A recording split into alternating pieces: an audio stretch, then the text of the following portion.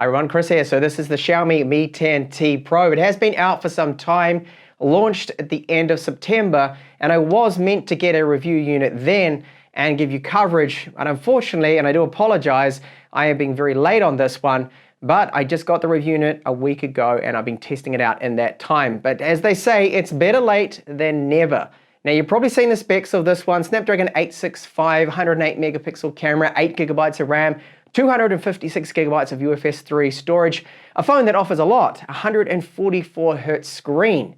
And as by the title of this video, it's just really one thing, maybe two minor things with this phone and an otherwise really solid release here from Xiaomi. So in the box you will find some paperwork, it's a user guide, warranty card, and we do have right here a Type-C to 3.5mm adapter. A lot of brands don't even bother including this, so it's good that we do have it from Xiaomi. And a TPU case. This is antibacterial, 33-watt charger, and our Type-C cable here to USB. And this is what the case looks like on it. So it does give a bit of protection here for the camera and all of the buttons. Now the color I have is the Aurora Blue, so it's a mirror finish, and it does look actually quite good in this case here, and you don't pick up all those fingerprints and smudges that you do without using the case. There is of course a cutout here on the right-hand side, and this is for that fingerprint scanner, which is always on. So the first thing you notice with this phone, it has quite a bit of heft to it. It's 220 grams, and it's also a thick phone as well. It's not super slim. It is 9.3 millimeters. Now the camera does protrude. The cameras right here, they stick out by almost 4 millimeters. So that's quite a camera bump to this particular phone. Metal frame around the outside, very high quality finish to it. It's typical Xiaomi. And the side fingerprint reader, as I pointed out before, this is in fact always on. So I just demonstrate that, tap it now, it unlocks. It sometimes looks a little bit slower than it really is because of that animation. So hopefully Xiaomi can speed that up. But overall, it is very reliable. Middle volume up and down button right here. You can see some of those antenna lines. And yes, this screen is IPS. It is 6.67 Full HD Plus resolution, but I'll focus on that shortly. So right down the bottom here, we've got our Type-C port SIM tray tool that does have a gasket around it. It is metal reinforced, takes 2 nano SIMs, so no micro SD card support here. Now this Type-C port does not support video out. Xiaomi has yet to do this with their phones, and I hope in their flagships in the future they'll eventually add at least display mirroring. Would be nice to have on here. One of 2 downwards firing down speakers, a microphone, you can see those antenna lines. So this bottom here, this is flat, this part here, but the frame around the sides is curved. And right up the top here, we've got a little tiny port. So this is where some of the sound comes out for the earpiece / loudspeaker. It actually does both jobs there. And this is an IR transmitter with a secondary mic there as well. And you can see that obvious antenna. So our front-facing camera, like the other Xiaomi flagships that I've reviewed in the channel, it's 20 megapixels, f2.2 aperture. Now to the left of the earpiece, there is a status LED. Now this one is white only. You'll see as I plug in the USB cable that this turns on white. It's just a little tiny cutout, a tiny little hole, and it's good to have this status LED on there. So for our main camera, we have the HMX. This is from Samsung. It's 108 megapixels with an f1.7 aperture. It has optical image stabilization as well as electronic and phase detection autofocus. 13 megapixel ultra wide, which is 2.4 the aperture on this one. And there's also a macro camera, which is 5 megapixels, and it does have autofocus with an f2.4 aperture. So this is the one thing, this is what my title of this video is about. The only real thing that may put some people off is it has an IPS panel. 144 Hz, adaptive refresh rate, variable refresh rate tech in there, which is great to see. So if we are in something that's static, for example, in the gallery, I'm looking at this photo right here of the pirate, Captain Jack Sparrow. Why did I need this to be refreshed at 144 frames per second? I don't, and it simply is going to drop this down and you do not notice these changes. Even when I decide, okay, I'm going to start scrolling through my photos, it picks up then the frame rate, it starts displaying a lot more frames, the refresh rate changes, but it's absolutely flawless. I am not seeing any of these transitions with this at all. Now, the touch response of the screen is excellent. It is very, very good. And if I just go back into the settings to show you that we do have frame rate options here, so we can set it to 90 Hertz if you want a good balance between fluidity and battery saving. I'll get onto the battery life later in this video, but it's actually very good, even at 144 Hertz, because of that variable refresh rate. Now, dark mode there, of course, text size, that's your scaling, And we do have some options here under color scheme as well. So I prefer original color.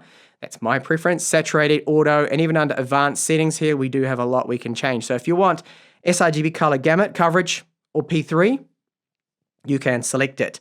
Now, it's not 100% flawless. IPS panels, you're going to have always this particular problem here. So if you have a look at the edges just along here, you'll see that it's not actually a uniformed, complete white. There's a dimmer slightly on the edges here of the pixels, and that's just something that's going to happen. Get a little bit of it around the camera as well right here, just a tiny bit. But to me, it's actually the best I have seen in an IPS panel, and I'll go as far as to say that this is the best IPS panel that you can find, 6.67 inches, that 144 hertz in a phone right now. Is it a deal breaker for some people? I really honestly don't believe it is. Once you start using it, mark my words, I think you're going to be very, very happy and say, yeah, you know what? Actually, Chris is right. For an IPS, this one is really quite good. Now, sunlight legibility, 610 nits is my maximum measurement. Xiaomi claims 650. You can make it out in direct sunlight, but no, it is not as good as a 1000 nit AMOLED screen. Ones that you'll find, an example, the Poco F2 Pro, but at 60 hertz. So I really need to give credit where due that they have finally got there in terms of speed and performance of the UI, the animations as well. Full screen gestures, very easy to trigger, no problems. And I have also noticed that just swapping between different applications, very, very quick. So DRM info, this is not a system app. It's been in the background intentionally for quite a long time. I wanted to check and see if it's going to reload it. It hasn't, so that is good.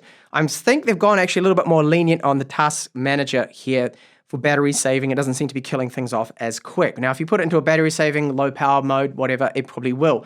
Now you can see on average, you're going to get normally about 5.5 to 6 gigabytes of the 8 free. This has UFS storage. It's UFS 3.1, 256 gigabytes. So the animation's very, very good. And if you swipe down from the left side, that's with our toggles. So MIUI 12, Android 10 that this is running. And look at the control center. What does this remind you of? Any iOS users out there, Apple users, iPad, your iPhone, you'll be very familiar with that design. Yeah, I'm not going to say anything, but clearly to me, well, I will say something. It looks like they're definitely copying Apple with that one. So excellent performance. It is to me just running as fast as this guy here, the Mi 10 Ultra.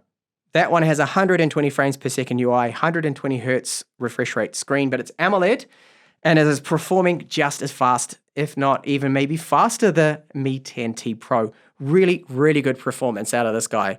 So the haptics on this particular phone here, very, very good motor. I love the feedback we get when typing on this keyboard.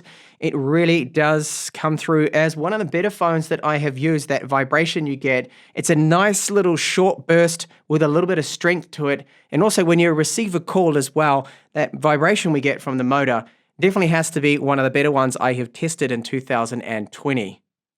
One thing to point out as well, that this has not 5G dual SIM support, it's just single SIM. So if you want to use 5G, you have to deactivate one of the nano SIMs that are in there. Otherwise, stick to 4G and you can use both. So when you first power it on, you will find a bit of bloatware, as you can see, Facebook, LinkedIn, Netflix, eBay. Some of that's not actually bloat, I know, useful for some people, but they've really toned down on it. Before, we used to have almost 2 gigabytes of bloatware, and now it's about 300 megabytes. So that is good to see them slowly reducing that. Free available space, so approximately 239 gigabytes. And the internal storage speeds, benchmark that, of course. Very, very quick. As you can see, UFS 3.1, those random reads and writes are excellent. So no bottlenecks with the storage with this model here with the 10T Pro. Now, wireless performance, really good, connected up to my Wi-Fi 6 router.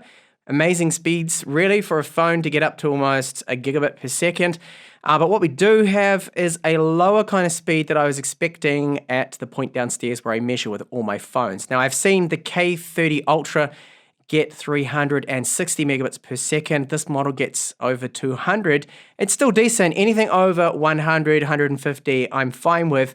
And when you're close up to the router, of course, really, really good speed. So 4G as well, I'm getting on to band 20 here, 4G plus, and that's getting up to about 70 megabits per second to my download speed. So we've got GPS on board that does support dual carrier frequency. Accuracy is going to be 3 meters, the best there. You can see level 1, level 2, and camera to API support level 3. So take a look on XDA forums and everywhere else for those Gcam ports as well for this particular model if you want just slightly different photos or different low light, but I'll give you samples of those shortly in this review. Widevine security level 1, of course, with this, as it has a global ROM, you kind of expect this. Netflix is already pre-installed anyway, so full HD for Netflix, Amazon Prime Video, and Antutu, really good score. No complaints with this, almost up to 600,000. This is on par with other Snapdragon 865 phones that I've reviewed with the 8 gigabytes of RAM. And battery life, amazing. I mean, it really is. This is a very, very, very good result considering that this was run with the screen at 144 Hertz, 15 hours and 33 minutes. This is a fixed test that I like to do because variable tests have too many variables. If I game for 30 minutes more, that's not fair, but this is a fair test here. 200 nits, calibrated the screens always, and amazing result. So what does this translate into? 2 days, at least for most people. Put it on 90 Hertz, you may even make 2.5 days. It is very, very good. Now the charge time, so going from 3%, as you can see right here, to 164 minutes is what it took to charge the 5,000 milliamp hour battery. So slightly over their claim. I think Xiaomi claims it's supposed to be about 55 minutes, but hey, it's not bad at all. Other times I've charged it, it's been slightly under an hour, so it's still very, very quick there. So onto our audio quality. I've been using the phone for a week, so I've been placing my normal voice calls, receiving calls on this. No complaints, no issues there. Bluetooth audio is what I will be using on this because there's no 3.5mm analog out on this. Now you can use the adapter and it does sound good. Xiaomi does a very good job, I feel, with the audio, one of the best out there for, say, the cheaper brands. Bluetooth audio I've tested with my Jabra Elite 75Ts, sound great. No lag either in Netflix or Amazon Prime. It's all in sync and other video content like YouTube, which is good. So I'll give you a sample now of these speakers at 100% volume. They've got a little bit of bass to them. They're quite loud. They don't distort. Overall, really good loudspeakers on this one.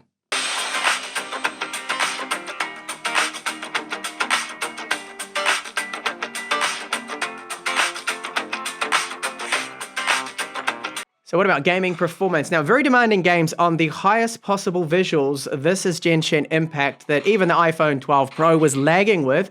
60 frames per second, a solid 60 the whole time. It's, well, dropping down to 58, but it's basically 58, 59, 60 frames per second. And this is using their game turbo mode. You can actually see the frames per second right there. So when facing enemies and doing your spells and magic in Genshin Impact, no lag. And even going into the settings, I'll just confirm to you that it is on the highest possible settings here. And it's just absolutely flawless, no lag whatsoever when we take a look at graphics, and not even the A14 can currently run this game that smooth. Now, other titles like Grim Valor that do actually support 144 frames per second, as you can expect and imagine, it just runs flawlessly. So this is a great phone for gaming, and because it's got a 5,000 milliamp hour battery, it does last a lot longer than other phones out there. So how did it fare after 1 hour of really stressing it out gaming? So this phone gets a little bit hotter than some of the other Snapdragon 865 phones that I have tested and reviewed in the channel. For example, Xiaomi's own Mi 10 Ultra actually runs a little bit cooler than this one. Now it will reach a peak of about 45 degrees, 44 on the rear as you can see right now, touching on 45. And bear in mind that when I was gaming for 1 hour, I was running high settings, but I did not have a case on the phone. My ambient temperatures are 25 degrees. So if you do game with a case on it, do expect it to get rather toasty when gaming for long extended periods.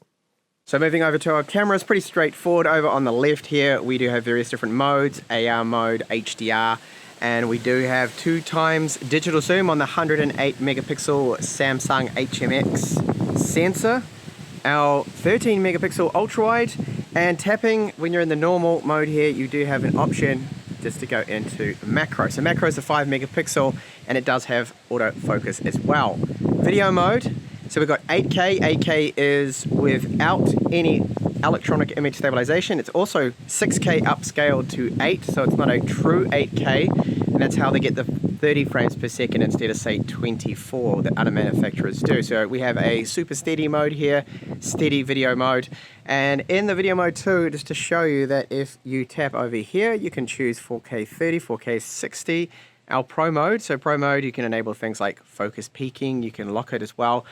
8K video also works in Pro mode, stills as well, so not just for video mode, so that is great. And let's have a look now at some sample shot on the Mi 10T Pro. So this is the front-facing camera. We have very good audio due to quite a nice high bit rate, which is 320 kilobits per second. Electronic image stabilization. So it does crop in a little bit. Now my arm is not fully extended out. That's about here. So it is a little bit closer maybe than some want, but overall I would actually have this. Okay, the electronic image stabilization, they are finally starting to add it, Xiaomi, to their phones, because they have not actually been doing this for a long time. This is the first year they've actually done it.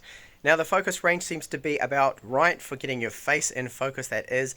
And if I just move your head, you can see that electronic image stabilization working quite well. Overall for 1080p quality this is good, but we don't have any 4K 30 or 4K 60 option like other flagships give us with the front facing camera here, which by the way is 20 megapixels. So this is the main camera, 4K 30, very good electronic and optical image stabilization. We've had some bad weather here on the coast for about the last 4 days, and that's kind of delayed my review. I'm late anyway, so even later, because I wanted to get some good light right now, fine weather. So the focus, you can see it's working well here, no problems. Now we can use a little bit of digital zoom, so I'll try and get the castle there in the background up to 2 times. That's 2.2 at the moment. Here it's 2. I wouldn't go any further than that, because you can see when you zoom right into about 5 or 4, it really does degrade the quality. So sadly, I cannot just swap over to the ultra wide right here. And we do have a very good bit rate with the audio. So it's 320 kilobits per second on their flagships now. And I do really like the stability we have with this. And again, that focus seems to be quite good. So I'm going to do a quick test here, run ahead. And we'll check out the electronic and optical image stabilization. Not too bad at all. Now I do sometimes see a little bit of judder when panning around, sometimes comes through, so I try and be as slow as possible. Same easy movement, a little bit of judder. I can even see it on the screen of the phone. This is ultra wide now, so we fit a lot more in this shot, and it's all just electronic image stabilization. Good stability, and if we are going to see judder, it's with the ultra wide, I find. So I'll do a very slow pan here. Does look quite steady and stable. Not as sharp, however, as the main camera, but overall for ultra wide video, it's actually very decent, really good, and hopefully I'll be using this phone in a few camera comparisons as well in the future. And now 8K. So this is 8K, which I believe is actually just 6K upscaled to 8K 30 frames per second. Looks a lot sharper, and we only now have just optical image stabilization, not electronic.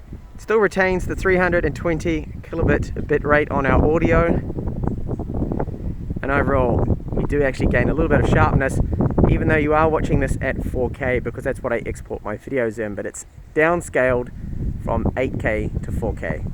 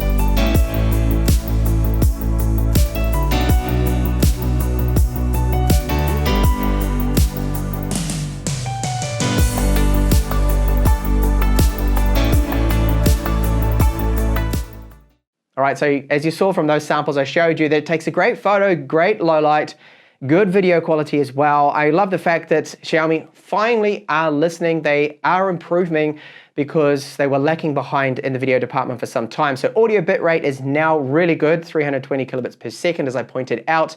We now have electronic image stabilization with the front-facing camera on this. Another thing that they didn't really do until recently with their phones. And now, of course, the UI. The UI feels so fluid, smooth, and great, 144 Hertz. Now, it is so clever that variable refresh rate they have. So swapping between a static image that's being displayed at a very low refresh rate, low frames per second, to then go to the UI, 144 frames per second, 144 Hertz. That transition is flawless. You do not see it. You do not notice any shifts in this variable frame rate. I know some people were concerned. They asked me to check it out, and I myself was concerned. Will we see visible frame dips, chopping going from these different frame rates, different refresh rates? And the answer is no, you can't really see it at all.